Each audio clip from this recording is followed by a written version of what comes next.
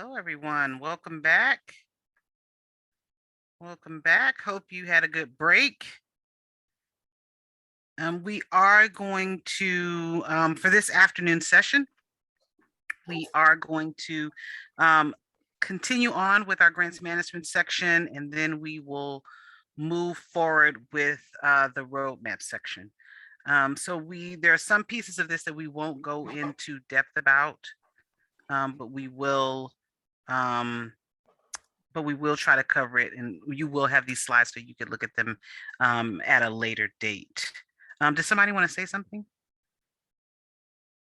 Okay, good. All right. Okay, good.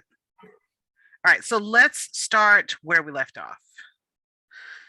All right, so as continuations, just a couple of things we started to talk about before we left, and we'll just reiterate as we move forward. To remember that you're going to do an updated strategic plan that must be submitted 90 days. So that's around the end of December, but if you do it after the first year, it's fine. This plan, unlike your original strategic plan that you submitted in your first grant, is divided into sections, which has it's divided, of course, by your statutory and program requirements, but it's also divided within each section. So, for example, within CCR section, it is divided between what you will continue from the first grant, what activities or goals you'll continue from the first grant, and then what activities you're going to now implement that go beyond the requirements. And I think in a strategic plan, it's listed as new activities that you're going to be implementing. And then remember that we're mainly focused on what new activities you're going to do in this plan. So we will be checking what you'll be continuing, but more of our attention and focus will be on what other things are you going to do to go beyond the requirements. So we just wanted to let you know that. All right, let's talk about special conditions. I'm just going to glance over these really because you could look at your award documents to know what kind of special conditions you have on there, but just want to flag some ones that might be new to you. If you didn't read them before, they might be a little bit new. So you should have had this in your last award, but just to remind you, in this award again, you're going to submit your current or existing policies, any policies and procedures you have related to these crimes, you're going to submit that, and any MOU or mutual aid agreement that you have between your campus and law enforcement. And we are not talking about the MOU you submitted with the application, unless that is the only MOU you have ever had with local law enforcement.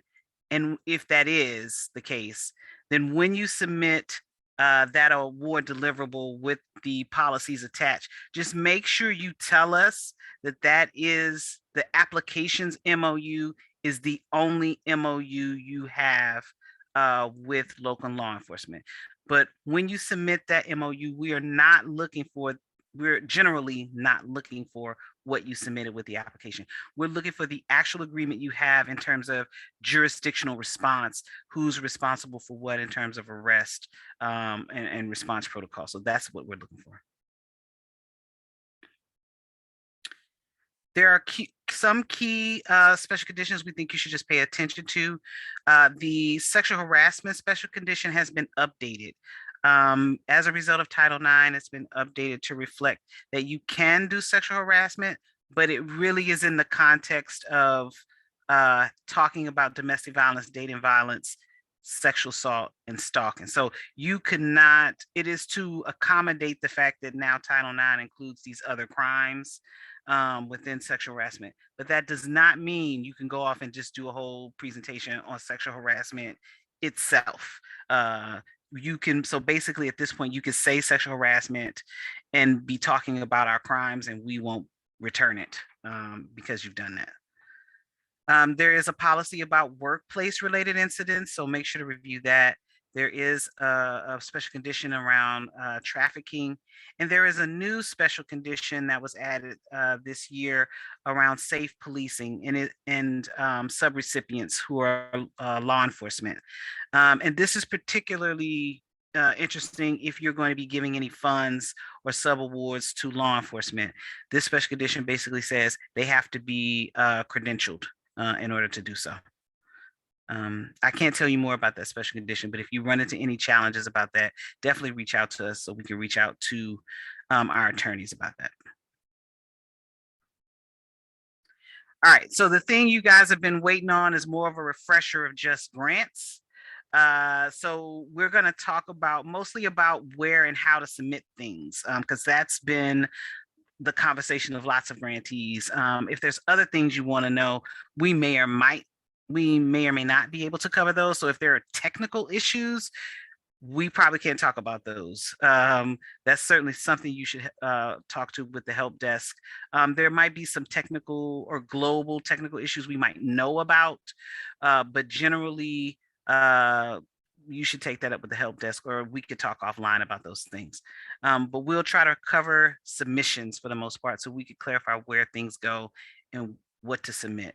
We're also working right now on updating what used to be the GAN document from GMS to more reflect submissions in Just Grants. So hopefully in the near future, we'll have a physical document for you to reference about submissions as well.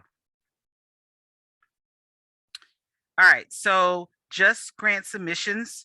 Remember, Just Grants is your official file. So you should submit your request for any programmatic, administrative, or financial changes or notifications associated with the grant. You would submit any approvals for products, strategic plans, or other deliverables in this system. And that to remember that any of these requests should reflect what you said you're going to do in your program goals or in your strategic plans, to make sure that they comply with our requirements and special conditions, and that you use this process to document activities performed under the grant. What we find from continuation grantees is that you often fail to submit information to document the things that you are doing. So your prevention activities and your trainings and your flyers or other things that you're doing. There's often continuations forget that you are supposed to still be submitting those things to us for approval. So just a reminder to do that. Remember that submissions in Just Grants are always, what's a reasonable submission? Make sure that you justify whatever you're going to put in the system, whatever request, to make sure it's within scope. Make sure you have whatever materials you need to support it, and to make sure you submit it prior to the award end date. And I would say even prior to the activity. We are, in general, no longer doing retroactive approvals. So there are some very limited cases where we might do that, but in general, we are not doing retroactive approvals anymore. So please make sure that you are submitting your requests prior to the activity and prior to the end date, so that you are able to get credit for the activities and the work that you're doing under your grants.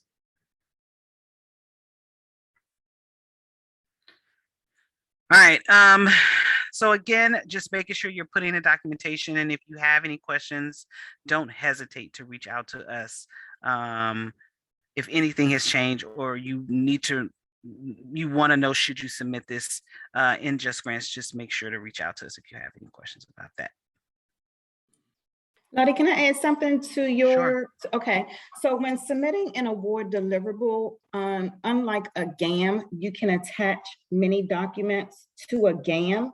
Unfortunately, with an award deliverable, you can only submit one document. So what we want you to do is to submit your justification along with your product and/or materials that you're submitting as one consolidated document and one award deliverable in Just Grants. For some reason, the system will not recognize multiple documents as an award deliverable. So a workaround to this problem or to this solution would be to submit one consolidated document and one award deliverable for this particular product request that you may have. We'll talk more about that again when we get to award deliverable slide. So we'll because that it is different in terms of how they function, what you can see. So what we can see on our end. So we'll talk about that. There's lots of challenges with award deliverables. So we'll talk a little bit more about that in a minute. Thank you, Jess. No problem. All right. Grant award modifications or GAMs. These have very specific requests. So if you're thinking about GMS, they do not operate in the same way. It is not a one-to-one change. There are specific things you can do as a GAM. And you can only do those things as a GAM.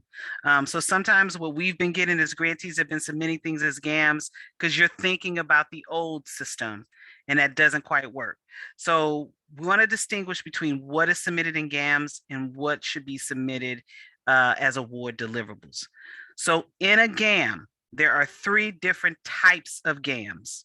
There are project period extensions, which you may know as no-cost extensions. There are programmatic type GAMs, which we'll get into in a minute. And then there is a financial GAM, which for you would be budget modifications over 10%. But we'll get into that in a minute. All right, so for programmatic GAMs, there are 2 different types of programmatic GAMs. There is a programmatic scope GAM, and in the scope GAM, you would submit things like your strategic plan. So when you submit your final strategic plans, you would submit it as a programmatic scope GAM. And the reason why we do that is because you're changing most of the activities you presented to us in your application.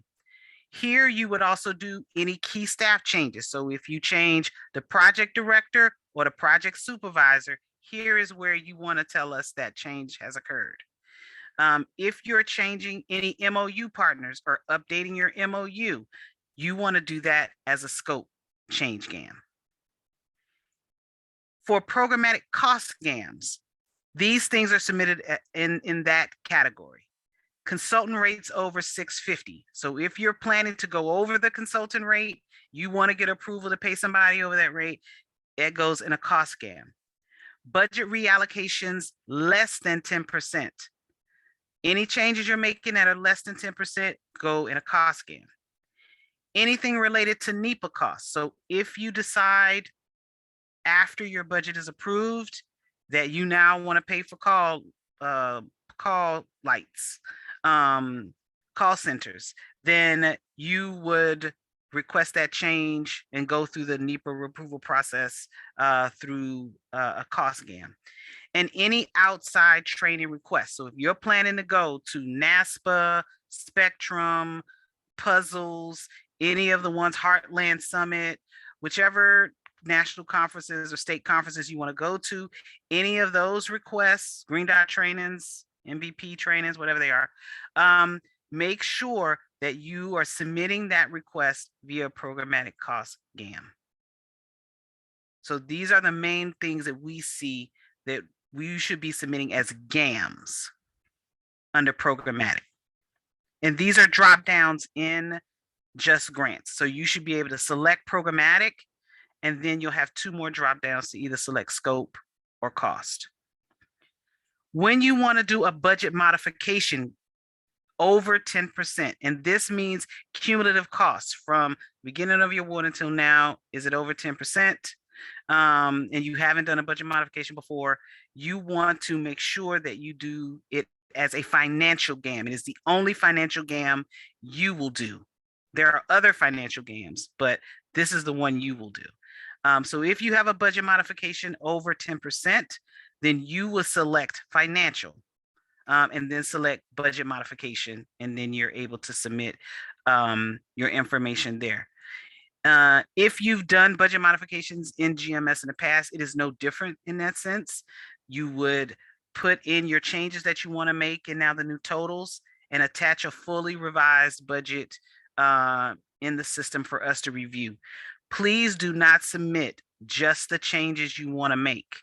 We want you to submit a fully revised budget that reflects the original approved categories and narrative, the changes you want to make and why, and what are now the new totals, all in one document. You do not have to necessarily reflect what you've currently spent. We just want to know what was in this category originally, and now what are you changing it to? And that means not just the category you're moving money to, but the category you're moving money from, and why are you moving money from this category? So that's important to know. Maybe you save money, maybe you no longer are going to use this position, whatever it is. And then the last thing you would do, which you've already experienced, is that you would do at the end of this award a no cost, what we would know as a no cost extension. And there is a specific GAM for that that's called project period extension. And again, when you get to that point, you would select project period as the GAM you want to do. You would change the necessary months that you want to have extended, and to make sure that you attach. The most important thing that grantees often miss is that for a no cost extension GAM, you must attach a letter on institution letterhead with all the relevant information that we ask of you, and it must be signed by your authorized representative. It cannot be signed by the grant award administrator. It cannot be signed by the project director. It has to be signed by whoever is listed in Just Grants as your authorized representative.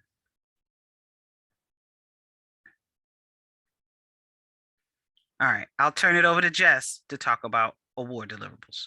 Oh, before I do that, let me just say, back to the thing that Jess said, in GAMs, we can see those attachments, and we can also make comments to you, and we can send it back and change request it to you to make any edits and upload any additional documents. And you can send it back to us as a GAM. That is not the case for award deliverables. So Jess will talk about the difference in that. So I'll turn it over to Jess. Thank you so much for that. So welcome back again, everyone. So unlike an award deliverable, unlike a GAM, award deliverables, again, you must submit them as one consolidated document. Some of you all may have already experienced that when we return or do a change request award deliverable back to you, you're like, hey, why are you returning this award deliverable back to me? For some reason, I cannot see the comments in the comment section. Well, you're absolutely correct. That's one bug that we are aware of in the system. However, what we try to do is taking a screenshot of the comments that we actually put in the award deliverable and email you with what our comments may be for you to correct either the award deliverable itself or make any type of edits to it. Unfortunately, once we do a change request to an award deliverable, you're not able to return that same deliverable back to us in Just Grants, which means that you will have to create a new award deliverable with the same information, but with the updated information that we asked you to correct in the award deliverable that we initially returned back to you. Keep in mind that when you return that award deliverable back to us, it must include your justification, because we need to know what are you seeking or what are you asking us to approve. Your Just Grants file is your official file. We can always change program manager. So if we change a program manager and someone else comes in and picks up as your PM, they want to know, what is it that you submitted this for? We just don't want to assume that it's for prevention or it's for LE or student conduct. We need for you all to tell us what you're seeking approval for. So with that being said, unlike a GAM, when you're submitting award deliverables, you will be submitting prevention and outreach materials, any type of trainings outside of the training, not the non-OVW training, because that is submitted as a programmatic cost GAM. You also want to submit an award deliverable for documentations that you're meeting the statutory and program requirements, along with addressing any type of special conditions that you're meeting for the award. So we want you to know, I'm sorry, Lottie, can you pick up on this piece here for me, please? Okay.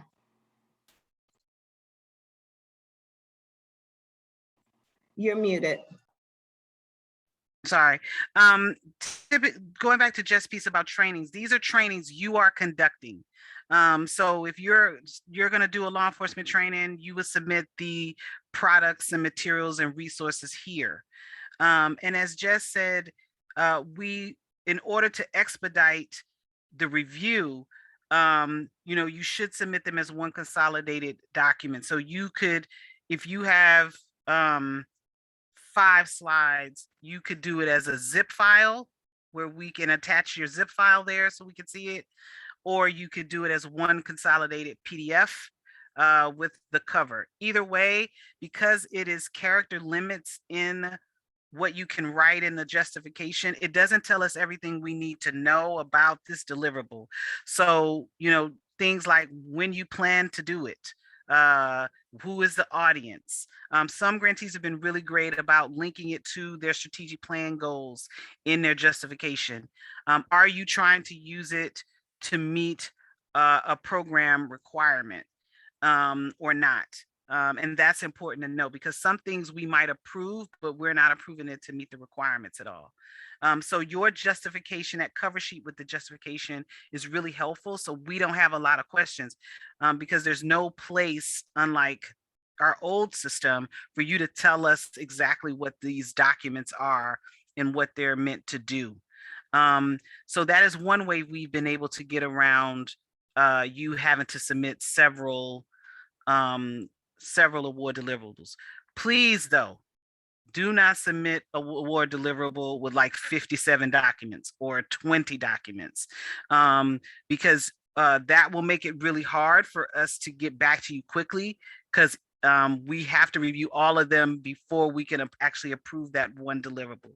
So I would just tell you to think about which documents, if you have like lots of them, which documents do you need grouped together, which ones you might need sooner than later.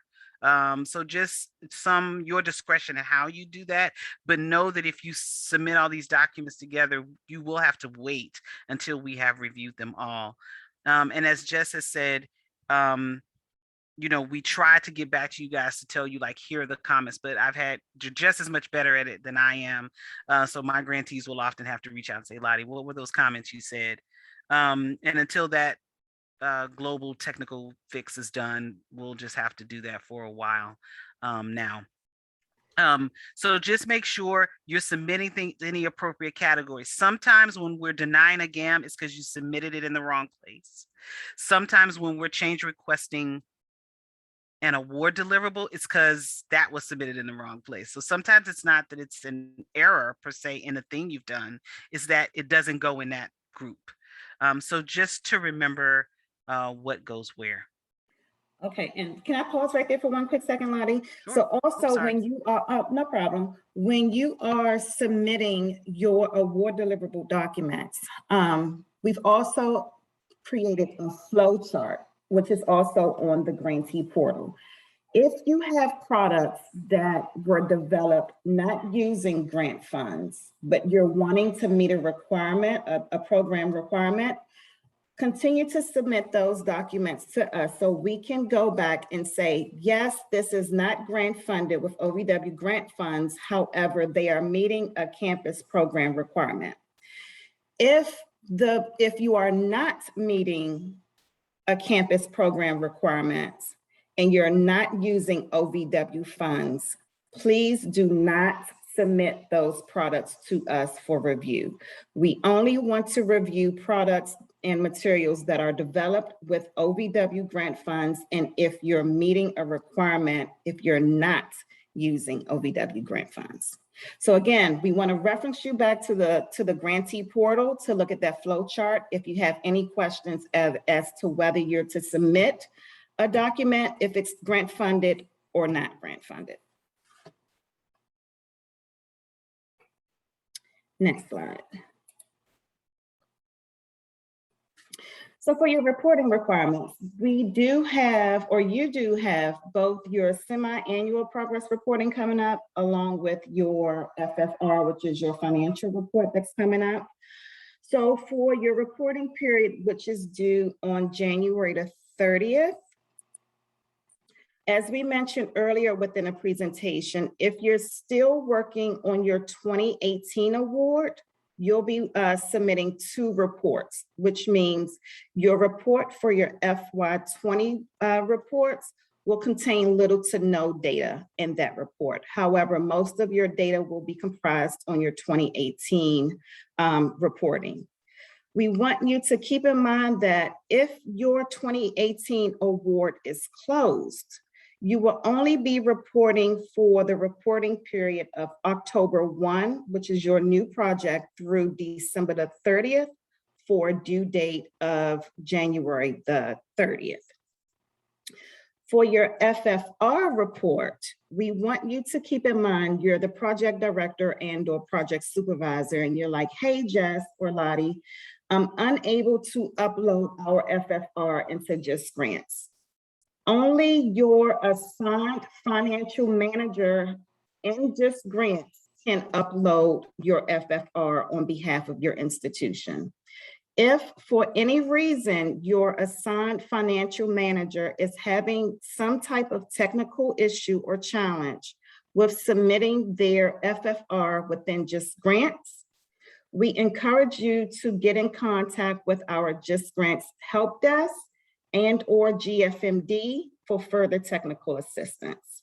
And again, if you don't have their contact information, we're more than happy to provide that to you. And just real quick, as we wrap up our grants management presentation, we want you to remember to complete the orientation checklist by December the 10th and submit the checklist via Just Grants as an award deliverable, not as a GAM, but as an award deliverable. The checklist that we're referring to can be found on the TA to TA's website, along with our presentation for today, which we hope you actually enjoyed the presentation from both Lottie and I and the rest of the campus team. So as we wrap up, we would like to welcome your questions. Again, this is an interactive session. Please feel free to unmute yourself and or put your comments in the chat. Hi, this is Katie O'Brien from St. Bonaventure again.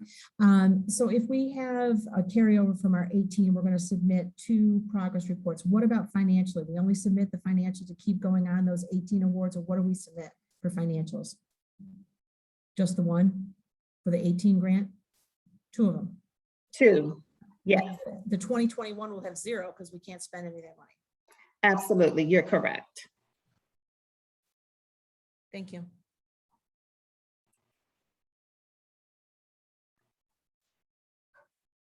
Any other questions?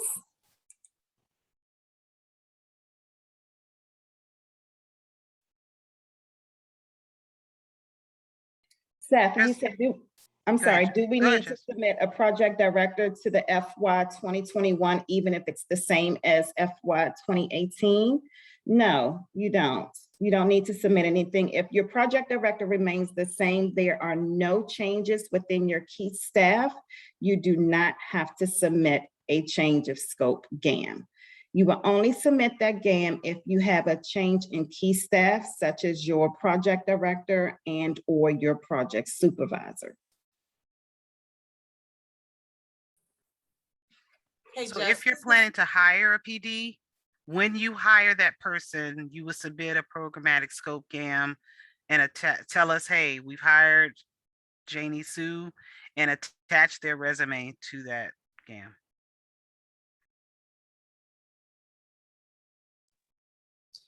Hey, Jess, this is Nikki. I was writing down some things when you were saying this, but when you were talking about completing the orientation checklist, you said that we can find that on the TA to TA website, submit it by December the 10th. And then what did you say to submit it as?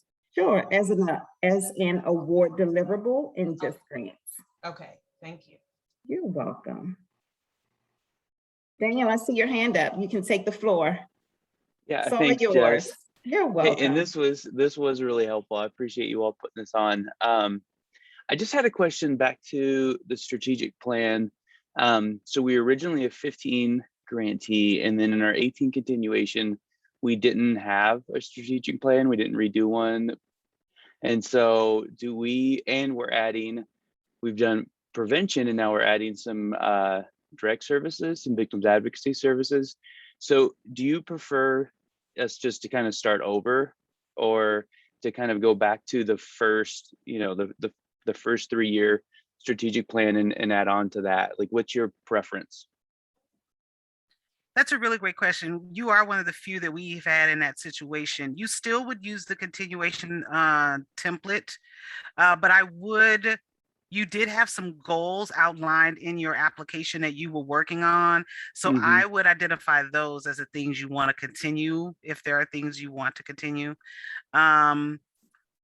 Or if there are no specific goals you want to continue from that, certainly reference the statutory requirements as a thing how you want to continue to address that, because you're in a unique situation, and we had another Right. grantee who was like that as well. And then for the things that you've added to your new proposal, you would put that in the new section. So there is a section of strategic plan for victim services, so you would add those victim services goals there. Okay, perfect. Thank you. Welcome. For Dorian and Ann, I see your comment or your question, where can you find the checklist? Again, it's on the TA to TA website, and I've also put the TA to TA website within the link or the chat itself. And if it's not up to date, it will be uploaded soon. So give it maybe a few days or so. If Right. not, we can certainly give it to you. Right. And you still have until December the 10th to complete it. So no rush, but December the 10th is around the corner. It's just to verify you've been. I think there's a special condition that says you have to attend NGO. So you want to verify you've attended. Are there other questions, Jess? Otherwise, I'll move on to roadmap, which I think we can move through fairly quickly. Hold on, I think I see one from Abdul. How do we submit the policy as part of the FY21 grant as an award deliverable? And where can we find the TA to TA website? Is it the same as the portal? The TA to TA website is different from the grantee portal. I've included the TA to TA website in the chat. So they're two different platforms. And then Lottie, if you want to answer the question, how do we submit the policy as part of the FY21 grant as an award deliverable, or would that be as a GAM? It is an award deliverable because that is a special condition. So there is a special condition on your award that says submit existing policies.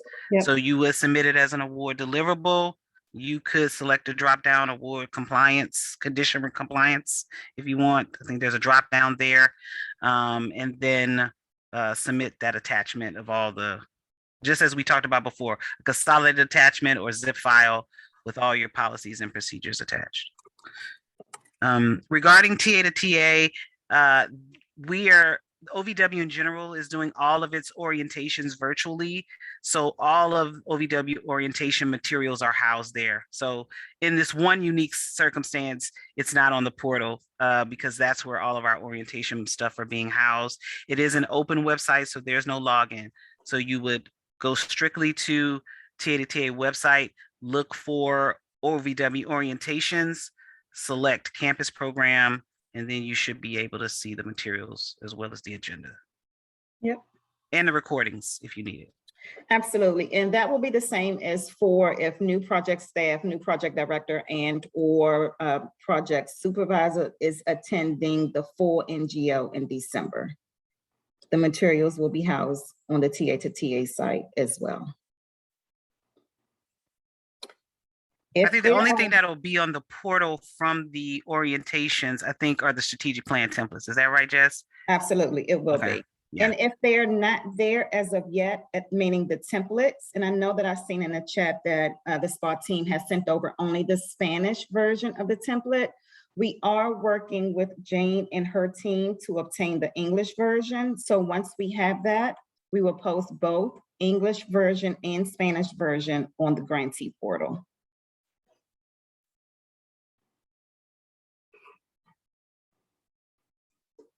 Are there any other questions before we move on to roadmap? I have just one question for clarification. This is Brian Bader from Walsh University. With that webinar completion checklist, if we're completing the NGO in December, do we wait until then to submit this, since it only lists the 2 programs today? You might have to submit it twice. So you might have to submit the one, because it won't, the one in December won't include these 2 sessions. Got it. Thank you. Yeah. And that's okay. Okay.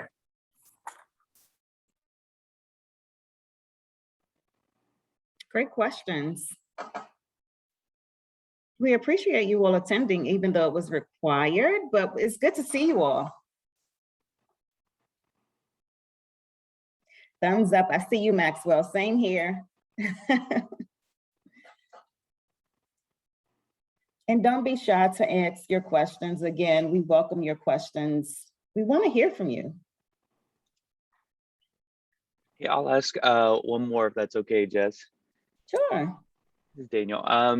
So if we do, because we might have we have a new staff member, so if we wanted to attend the NGO, and quite a bit has changed since 2015 and even 18, right? Is it best to just send you an email to get that link to attend the NGO in December, or I may have missed the process where you said the best way for us to get access to that? You can we can send you the link, Daniel, no problem, or or you can get in contact with the Clary team. Just shoot either Lottie and or myself an email, and we can send over the link for December's NGO. Awesome. And I might have it. I just need to check my email too, maybe in there. But you can send it. It's not a problem. Okay. All right. Thank you, Jess. Appreciate it. You're welcome. All right. We will. I have a question. Just before we move on. So we're making a change in our staffing plan for the continuation. And I think that's going to involve bringing somebody on part-time to do what our project coordinator has been doing full-time. And my question is, are there limitations or prohibitions about who can be hired to do that part-time? Like, can they also be holding another part-time job at the institution? If so, I'm sure they can't work for Title IX, but is there anything else?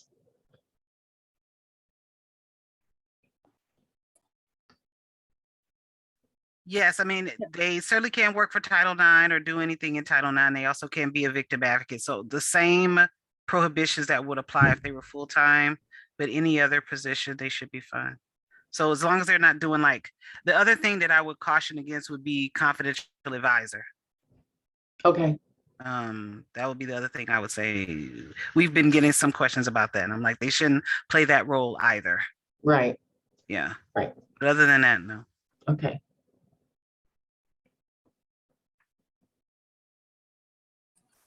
All right, I was speaking into the air. I'm sorry, I had my mute button on. So we're going to transition over from grant management over to the roadmap. And with our roadmap agenda, we will be discussing an overview of the campus program roadmap for you guys, the FY21 continuation grantees. We will also discuss the Training and Technical Assistance Institute, known as TTI. And we will also discuss how to utilize technical assistance, which you all know as TA.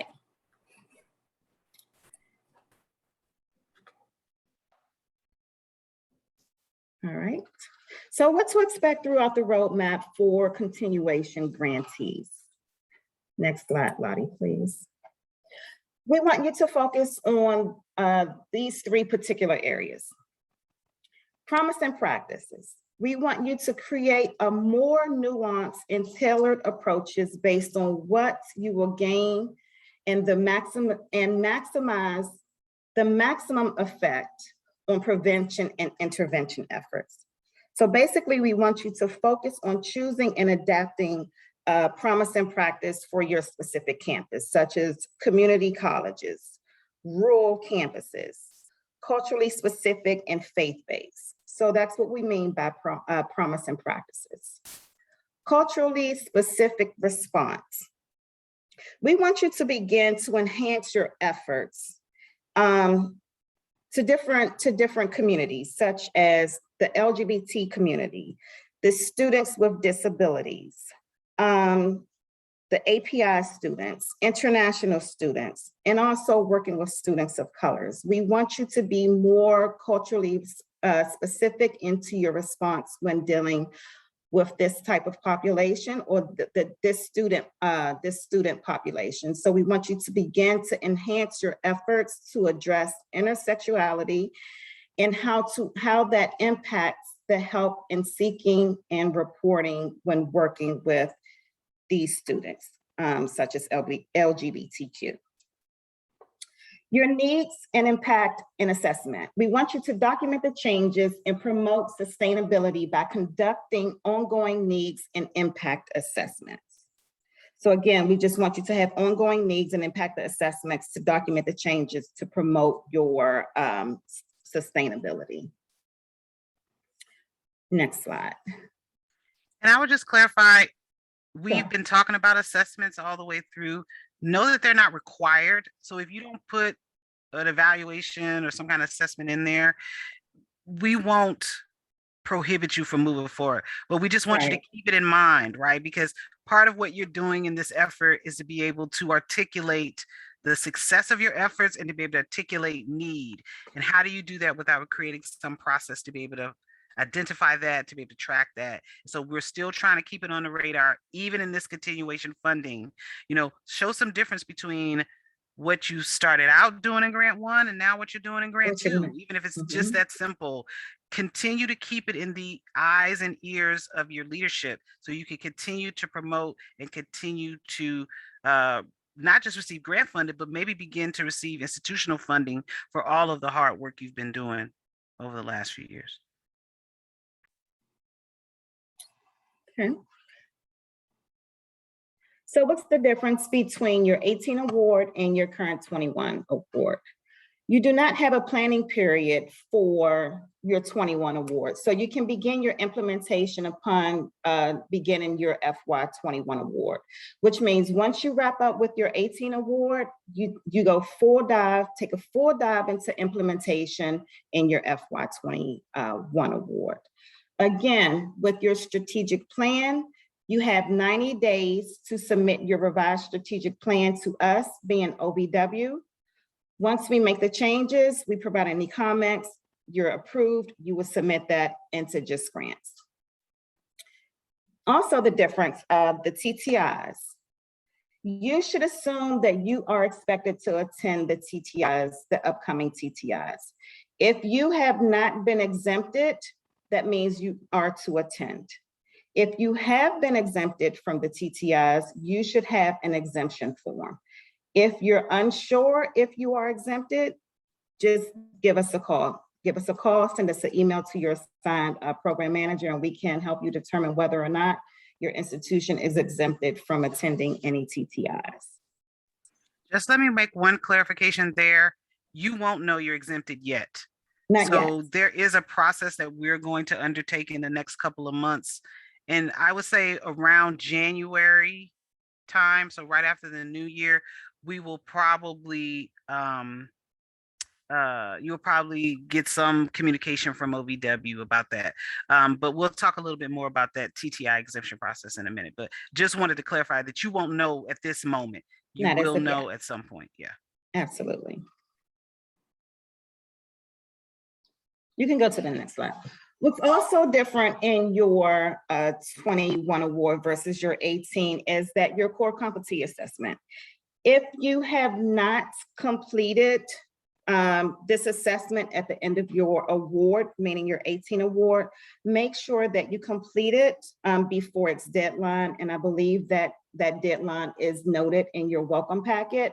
If you are unsure about the deadline for the core competency assessment, again, get in contact with your OVW assigned project manager, and we're more than happy to provide you with that date. We want you to continue to still meet the needs of your statutory and program requirements. So make sure that you submit all of your documentation into just grants. We need to make sure that you're still meeting those requirements in your continuation award. Also, we want you to go beyond the requirements. As a continuation grantee, you are expected to implement activities beyond the requirements to achieve a comprehensive program. Again, go back to the grantee portal and look at the document that we referenced earlier within a presentation. Jess, this is Jennifer Keating from SUNY ESF in Syracuse, and I had a question about the competency assessment. And neither of you may be able to answer this, but I noticed that there was not a section on student conduct as I was completing the assessment. And did I miss something, or is that purposeful? It is purposeful because it's outdated. So we just didn't include it. It wouldn't help us assess your needs. So until we can go through O&B approval to revise the whole assessment, we just left it out this time. So thank you for that. Yes, thank you for that, Jennifer, because I know that some other grantees may have come across that as well.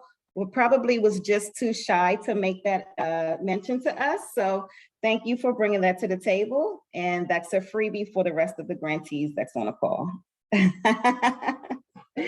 You can go to the next slide, Lottie.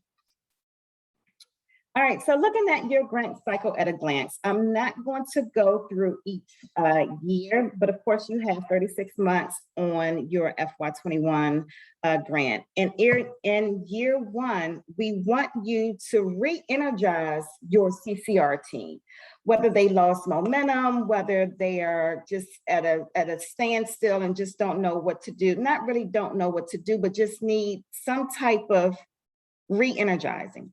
This is the time right now in the beginning of your 21 award is to re-energize your CCR and expand on your new goals.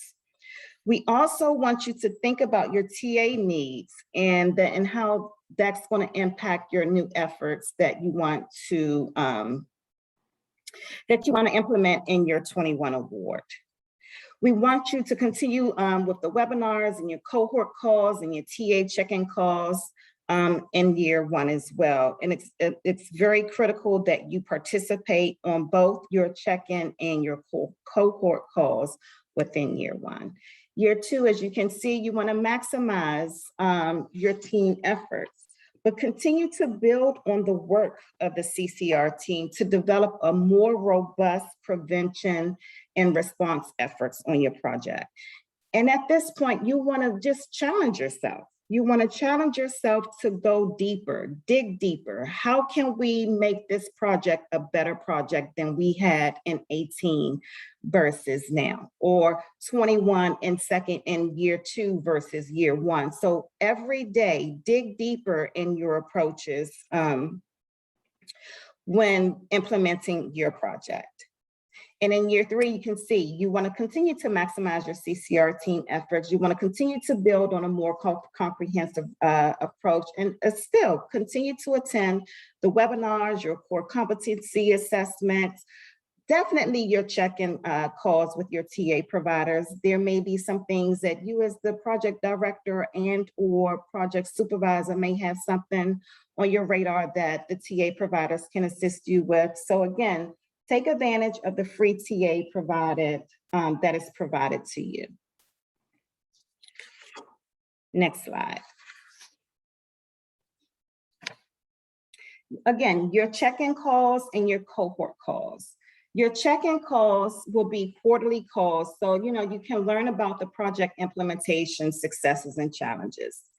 So make sure that you continue your check-in calls as scheduled. If for any reason you're unable to make it, something comes up, just get in contact with your TA provider to reschedule that call.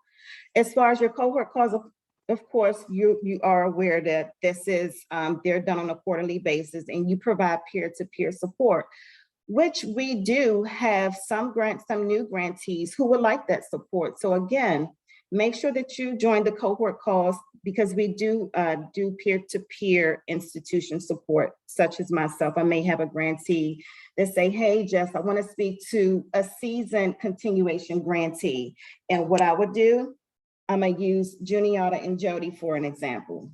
They are third year, fourth year, not quite sure which year, but I have also recommended them as a peer-to-peer institution to provide support to a newly hired project director. So again, take advantage of your cohort calls. And I'm sorry to put you on display, Jody and Jen, but you all are awesome, as well as all of you all. 7th year, see, you guys rock. Congratulations to that. I know that we have some 3-year, 4th year, but 7 years, Jody, keep it going.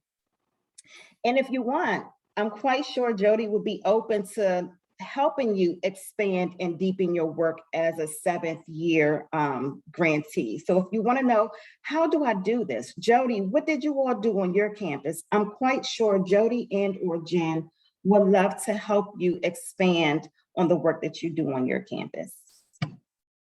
I see your thumbs up, Jody. All right, next slide. Training and Technical Assistance Institutes, which we're known as TTIs. So of course, the TTIs are designed to provide you with your foundational knowledge and core competencies needed to develop a comprehensive program on our crimes, DV, DV, SA, and stalking. So if you are a continuation that have mastered the basic competencies, you should not attend these trainings since your knowledge is actually sound. However, we do not discourage you from attending TTIs if you would like to attend. So if you received an exemption and you're like, hey, even though we've already been exempted from TTIs, I want to know, can we still attend? The answer is yes, you can attend. Attend at your discretion. However, just let your assigned OBW program manager know that you would like to attend the TTI sessions that, that you have on your radar. I would also add, if you're exempted, but you get a new project director, one of the things that we do encourage is that they actually do come back through the TTIs, even though you're a continuation, because they have no reference of the framework or the grant requirements or some of the things you will be talking about. So as their maybe project supervisor or co-worker.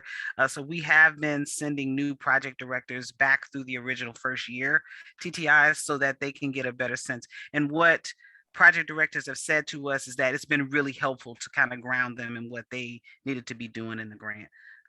So think about that as you're onboarding somebody new. While not required, definitely a helpful way to do that. And it's also been some grantees, although they've been exempt, have been sending new members of their CCR team through them as well, as a way to kind of onboard them and also get them kind of acclimated to the work you're already doing on your strategic plan. So think about, even if as a continuation, we exempt it as a requirement, because the exemption is we're not making you go, right? We're not going to require you to attend it, but the TTIs are always there for support and are always there to deepen the knowledge of your, what we call the bench. So the other people who didn't get to attend the first time around. So it's always there to support you. So if you want to attend it, as Jess said, you're more than happy to do so. All right, I'll take just one quick question. I see, Nikki, that you have your hand up. And then we also have a section in our presentation that we're going to ask questions, allow you to ask your questions. So Nikki, I'll go ahead and allow you to ask your question, but for the essence of time, we'll hold all questions until we get to that section. Okay, I'm sorry. I feel like I just No, it's my way okay. into this. And plus I typed it into the chat box, so I look real extra right now. But basically what I wanted to know, so if it is that we find out that we're not exempt from attending these, how many people are required to attend from our group? Are you an individual institution or a consortium? Individual. I believe it is 7, but it may vary. No, it's not 7. 4. It'll really depend. Yeah. It'll really depend. Okay. And Jess is going to cover this in a minute. It'll depend on what we find out from your assessment and a conversation we'll have with you how Okay. many we make come. So we can't really give you a number.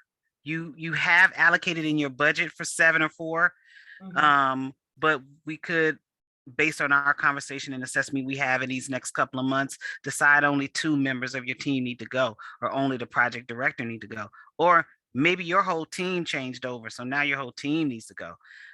It really is grantee specific, the number of people we decide will attend. Okay. Yeah. Okay, you can go to the next slide. So again, determining your TTI attendance. So in addition to completing your core competency assessment, your TA POC will also speak with you and have a discussion with you as a grantee to determine and get your thoughts about your team attending additional TTIs, right? So once you all have that conversation, there's like another level of relationship that we have with the TA providers. Your OVW assigned project manager will then have a conversation subsequently to the conversation that you have with the TA point of contact to discuss your thoughts, to discuss your current progress on the grant, and then whether or not to see if you're actually meeting the program requirements. And then at that time, a recommendation will be made to see whether or not you need to actually attend the TTI. But what we do want you to know is that even though your TA provider may recommend you to attend the TTI, it is ultimately OVW's final decision as to whether or not you actually attend the TTIs. Whether you attend, again, it goes back to the question that Nikki asked, the frequency of the attendance, who should attend, and so forth. So again, our decision should be made sometime in January. So we encourage you to look out for that type of correspondence, whether or not you will be exempted, whether or not you should attend, who should attend. So further communication will be sent from OVW. And again, look out for that communication that you're going to have with your TA providers regarding your TTI attendance. Is there anything you want to add to that? No? Okay.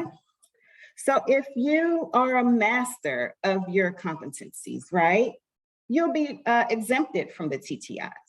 Let's just say that you haven't quite mastered all of the competencies, but some of them, right?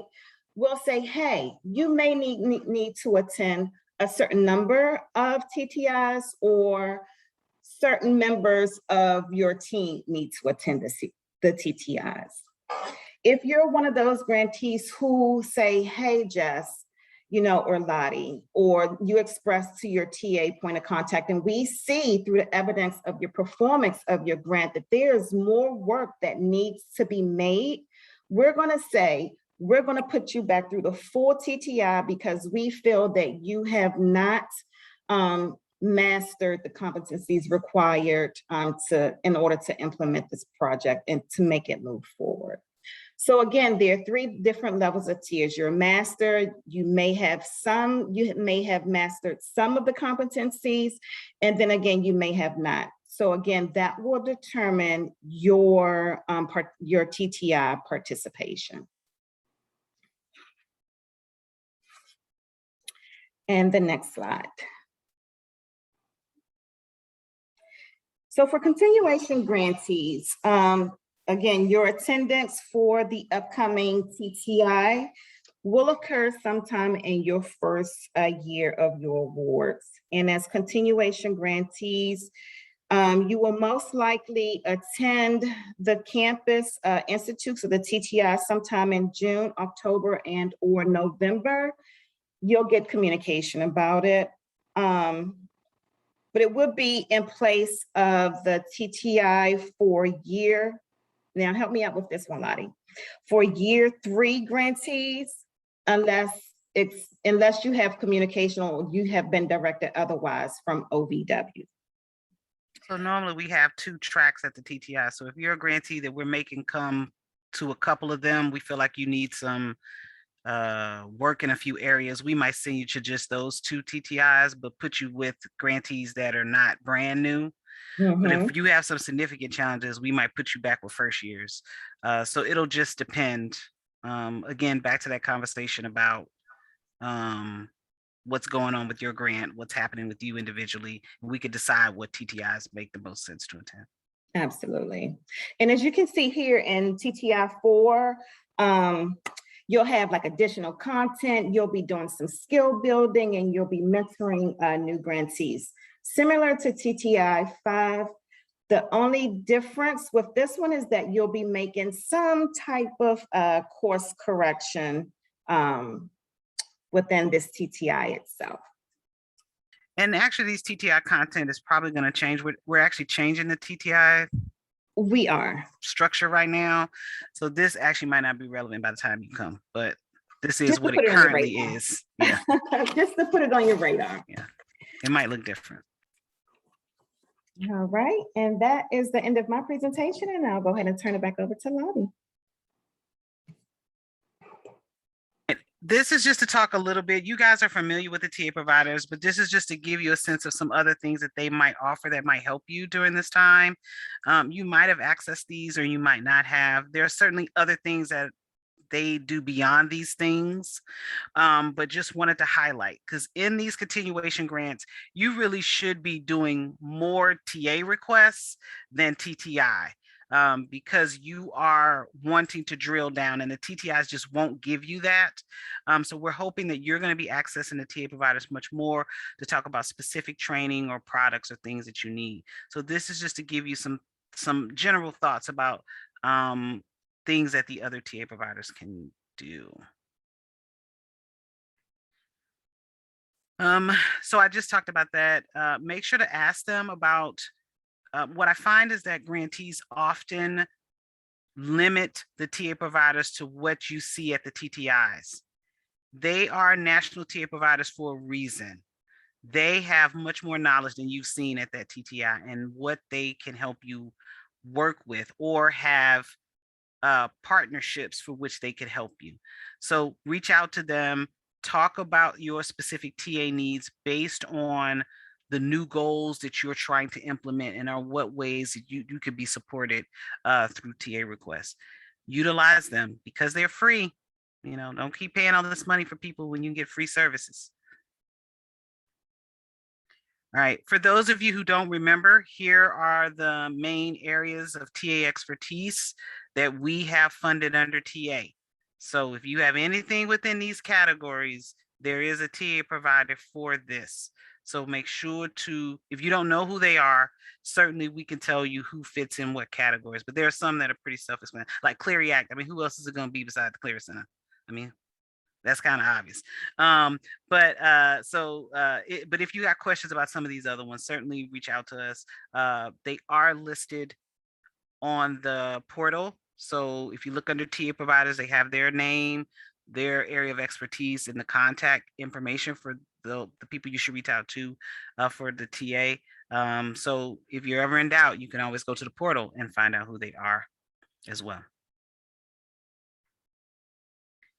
All right, so let's start with culture-specific populations. There are certainly quite a few products that they've developed over the last year that could be supportive, but certainly you could, talk with them about the intersections of these crimes, which we've been talking about quite a bit in the grants management section, anything about engaging specific communities and how to sustain build projects or strategies that could be sustained.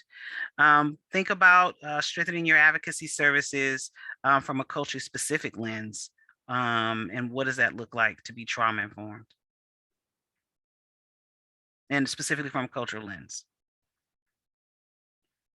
Victim services, there's been quite a bit that's been done in the victim services lane, and this doesn't reflect all of it, but certainly they have a victim services lab where you can get some of these resources around technology. If you haven't done anything around victim services and technology, these are excellent tools that you could get.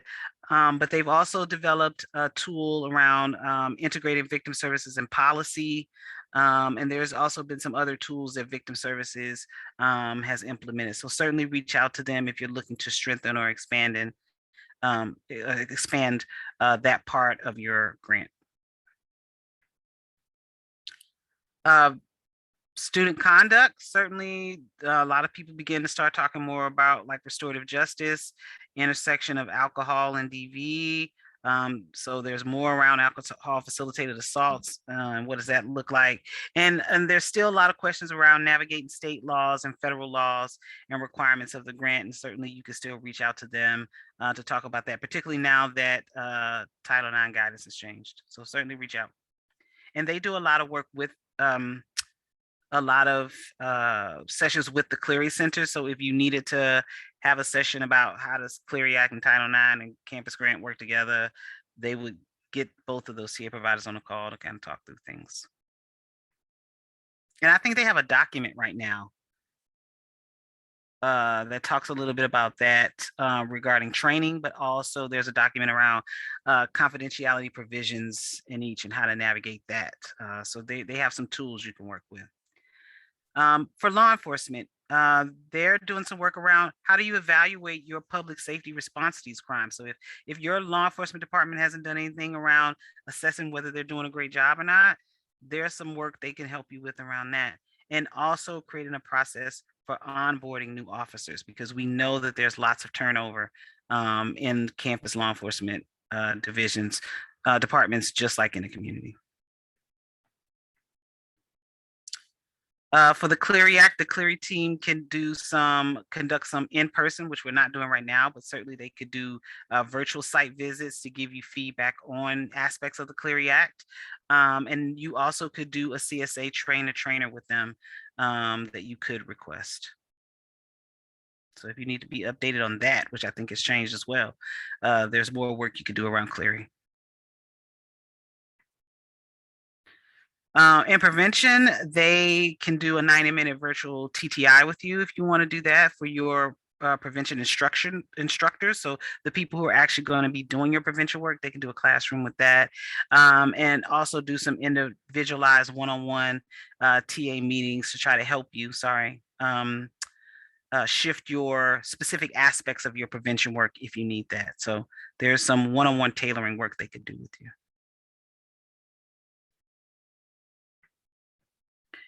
If you're an HBCU, and this only applies to you, you can do some work with your TA provider around utilizing campus personnel to engage other marginalized communities on your campus, and doing some more nuanced work around students who are part of the larger diaspora and some intersectional cultural issues. So some examples we give if they're Afro-Caribbean or Afro-Latina.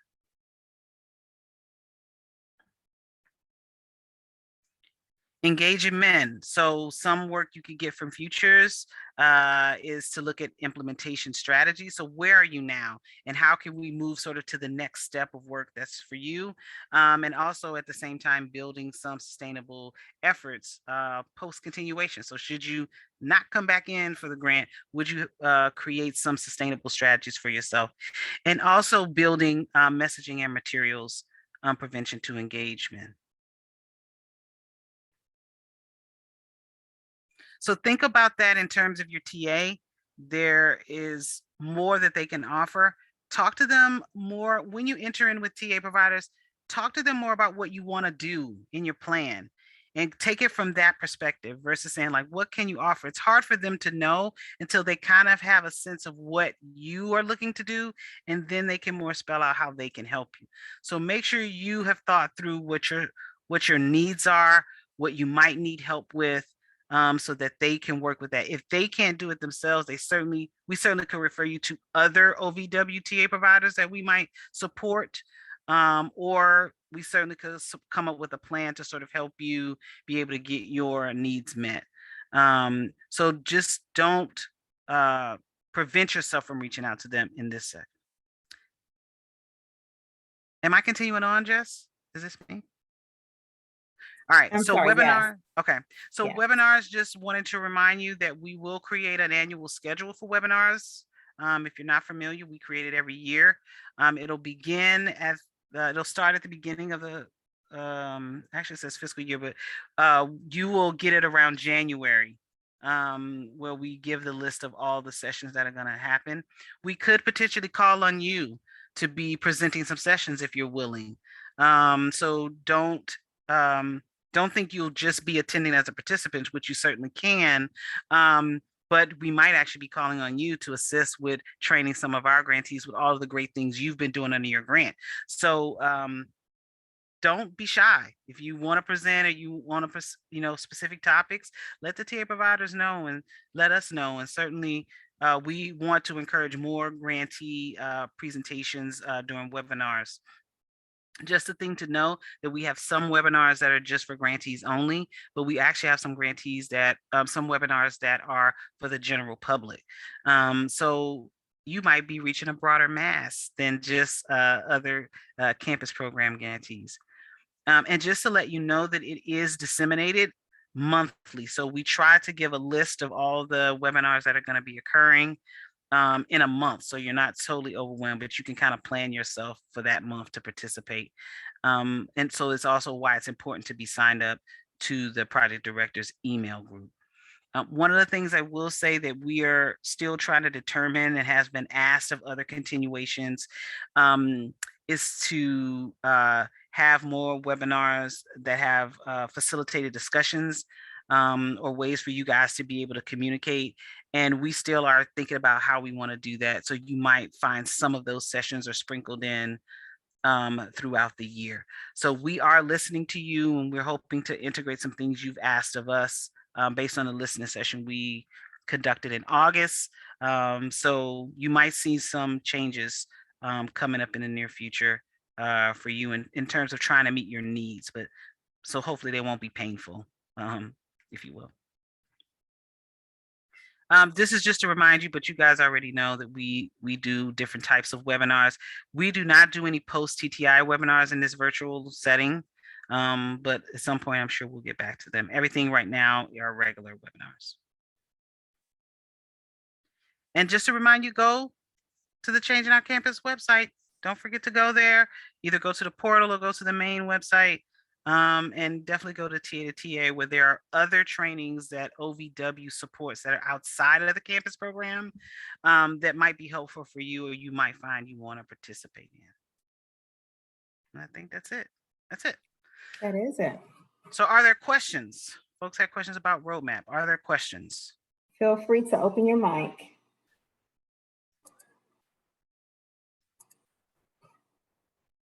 I think Seth had a question, which TA provider can review climate surveys? That is, reach out to Jane at Soteria. She's partnered up with Research Triangle Institute. So just reach out to Jane at Soteria Solutions or SPA team. You know them as SPA.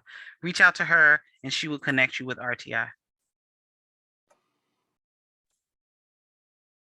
So this is Jennifer Keating from ESF in Syracuse, and I asked a question earlier, but it actually relates to a bigger question of concern and feeling like because of the way I know my campus and other campuses work with Thanksgiving holidays and other holidays, that 90, we just got the 60-day strategic, or we just got the strategic plan piece on Monday, at least in my email, and then thinking, okay, is it 90 days from this past Monday? But no, it's at the end of December that our strategic plans are due, feeling really overwhelmed by trying to get that done and be comprehensive and thoughtful with including some of the assessment information that we'll want to include. So is there any room in that 90 days?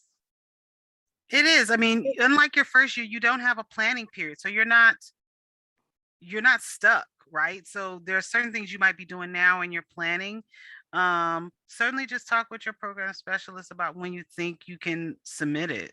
and then submit it at that time. We're less strict about it in your continuation grant, because it really is to help us. The plan is to help us understand how you're going to move forward. As a new grantee, we have no sense of what you know. Do you understand the requirements? We know you already understand that. So it is not as strict in terms of you got to meet this deadline. Certainly, if we know you need to work through some things, figure out, get your team back together, figure out what you want to do, there is some wiggle room in that. Just let us know when you think you'll submit it. So just communicate a little bit with us. I don't want you to panic with the holiday. Don't panic. Don't panic. Don't panic. There's freedom in the continuation grant. There's freedom here. So let's just talk and communicate, and we can figure out a timeline that'll work better for you.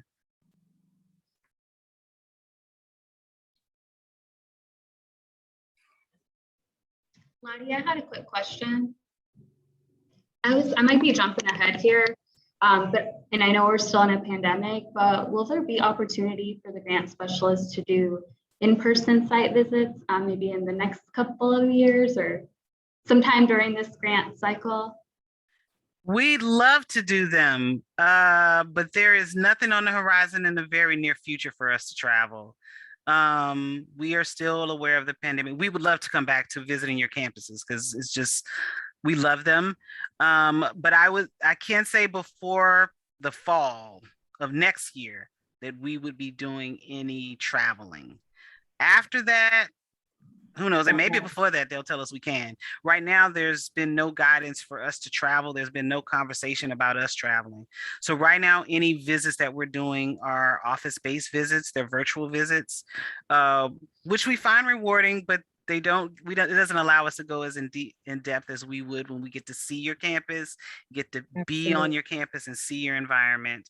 So yes, there will be opportunity in the future. Can't tell you when, but I doubt it's going to be before the fall of next year. I'll be surprised if we're traveling before that. Thank you, Lottie. Jen, I see your hand up. Hi, You have the everybody. floor. Yes, hi there. This is Jen from Juniata College. Quick question, just because November 19th is going to sneak up on us here. Is there a way to quickly see if we specifically need to do the core competency assessment? Just because I know that in the email it talked about the last grant. So there was like turnover in that time. So I know that that Jody had mentioned if it was something that was required, we definitely would have done it. So we don't want to, not that we don't love doing reports for you all and everything, but if we already did it, we would prefer to cross that off the list. It's just, we're not sure if that was done at the end of the last grant. Does that make sense? Like, is there a way to see if we need to do that piece? Because if not, then we'll start focusing on what's due the end of December. I don't think there's a way to see it, but certainly reach out to the SPA team. We don't collect that information at all, OVW. So you would have to reach out to Jane. She tracks who's submitted them, who's completed them.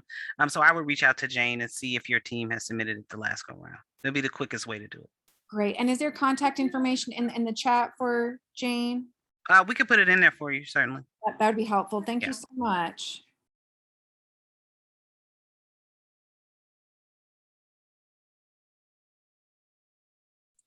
I'm going to grab Jane's information and plug it into the chat. You're faster than me, Jess, certainly. Other questions? I can't see any more hands. So if there's hands raised.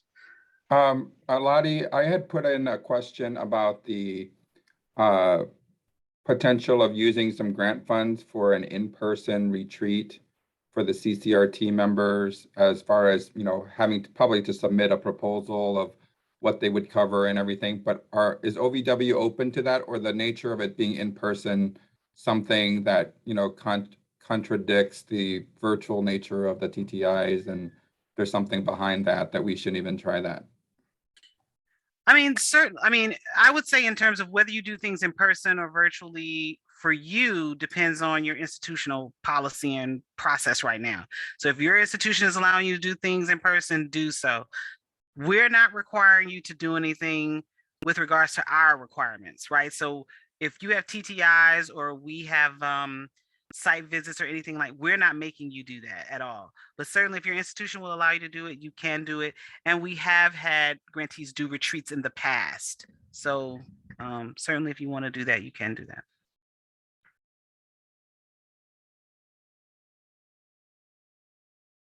Go ahead, Jess. Hi. Earlier you were talking about the project director role and any conflicts, and I know you had mentioned that the project director still can't be a victim advocate, but some of our team members were wondering if that included like a counselor role or if that would be separate.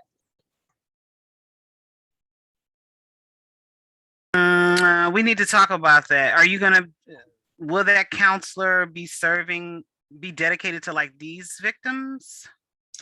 I think it was something that there was not a clear cut plan for it, but kind of thinking about how the role could fit in institutionally. So like maybe partial funding for, like it could be partial funding for specifically for victims of these crimes, or it could be partial funding for the project director role and then institutional funds for a counselor role. Does that make sense? Yeah, let's chat about that a little bit more, Jess. Okay. About what specifically they're going to want you to do, and then what they're hoping the grant funds would support. So we could be clear and then what expertise and supervision. I mean, for us, there's a lot of things about when a project director takes that role. And there's a lot of liability around it, which is why we try not to put you in those confidential advisor advocates. There's a lot of liability there. And so let's just chat about that offline. Okay, great. Thank you.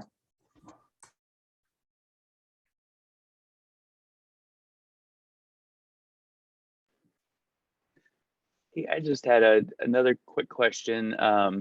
And this was mentioned earlier, and I was looking through to make sure it wasn't on one of the websites or something, but you guys mentioned the orientation checklist a few times. Is that just the important dates that are in the welcome packet, or is there a separate document that we should have that is an orientation checklist? It is a separate document. It may not be posted as of yet, maybe within like the next 72 hours or so. Just they give it some time. If it's not posted on TA to TA as of yet, it will be posted within the next week. Okay, I was just making sure it wasn't something I missed, and I appreciate you all in this. I can't imagine navigating all the changes and just grants, and this was really, really helpful today. So thank you. Thank you so much, Daniel. You have to navigate it more than us, Daniel. So we're just trying to help. And while I have the floor, I just wanted to let you all know that we did receive the English version of the template of the strategic plan. And I know that you all may have received the Spanish version only. So I'm going to go ahead and pass that English and Spanish version over to our TA provider, which is the one who does the posting for the grantee portal. Hopefully you can see both the English version and a Spanish version within the next 72 hours. If you don't, give me a ping. Let me know it's not there, but I will be monitoring to make sure that the template is available for all of you all. A couple of things I want to say before we go. While we were in the break between the two sessions, we were attending a training on our new budget process, which we were all kind of like, what is this?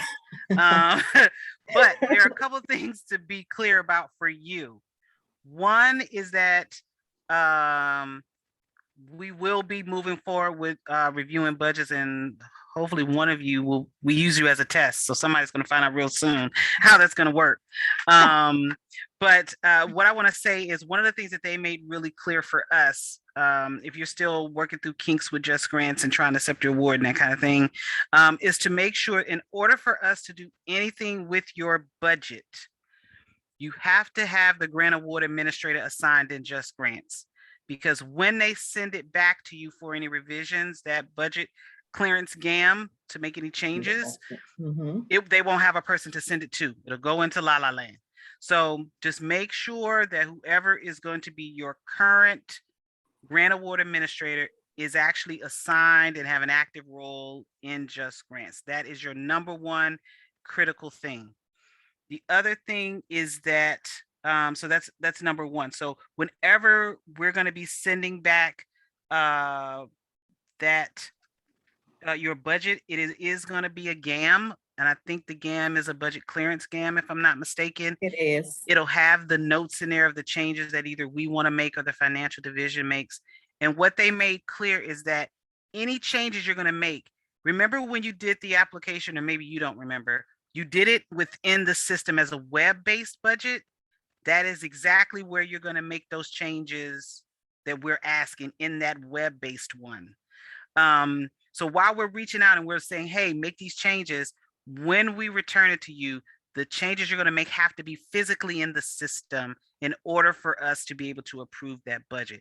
So that is a change from how you've done things before, where you've had, you've sort of given us an attachment, right? Yep. As a way to approve it. And we go in and sort of make those adjustments.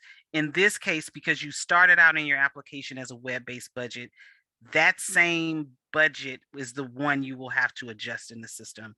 So just wanted to give you that heads up, that you will probably, some of you will begin to see, if you begin to see a GAM in your bin for budget clearance, that is because we are reviewing the budget. So there are things we want you to change in it. So just to make sure you know that as you're going forward. So. And I know that we've said this before, but this is a learning curve for us as well. So please be patient with us throughout this budget process, especially for me. I will put that disclaimer out for all of my grantees who's saying, Jess, what do I do? I'm going to say, hold tight while I defer to someone else to get the assistance that you need. But we all working on it together. I must say that we're all working on it together. It's a learning curve for all of us, just not the campus team, but for all of OVW. The other thing I will say is that we are prioritizing continuation grants. So your budgets are the ones we are reviewing first. So we should be reaching out to you in the very near future. So just know we're trying to get you up and running fairly quickly. And your budgets are supposed to be our priority to review. So just know we'll be reaching out in the very near. We've already started reviewing and have probably reached out to quite a few of you already. But just wanted to give you some relief that we're trying to release those funds as much as possible. Myra? Yes, just a question going back to the report. So you say that we will have to complete two, right? The one for the semi-annual progress report that will end on December 30th, and then one for the new grant, right? And so will those this time be on just grant? That's okay. Thank you. And you will have to go under two different awards, right? So you'll have to go under the 2018 to attach that one. And then you'll have to come out and go under your 21 award and attach that one. Okay, thanks. You're welcome. Any last minute questions for the order? We went a little over, but we apologize, but it was a good presentation. Yeah. Well, we appreciate you right. guys. Thank you for sitting with us. Thank you. I hope we gave you all your answers as continuations. We are excited about what you're going to do. So we know in this second, third cycle, you guys do amazing things. So we can't wait to see what you guys are going to do. And of course, if you ever have any questions, don't hesitate to reach out to Jess or myself or Darlene or Kimberly. Kimberly can help us too if you ever got anything. Anything else you want to say, Jess, as last words? Nope, just congratulations again on your FY21 award. Bye, everybody. Be a competitive process, but good luck. Good luck. Bye-bye. Abdul had a question. I mean, you guys can leave if you don't want to stay for Abdul's question, but Abdul say how have new applicants been made aware of their awards? Yes, all OVW grantees have been made aware of their awards. Yeah. And this is the largest continuation class. I forgot to say that, Jess. I think I said it earlier. You did? Okay. I did, yeah. I was like, yes. All right, everybody, have a good one. Bye-bye. Have a great weekend. Bye-bye.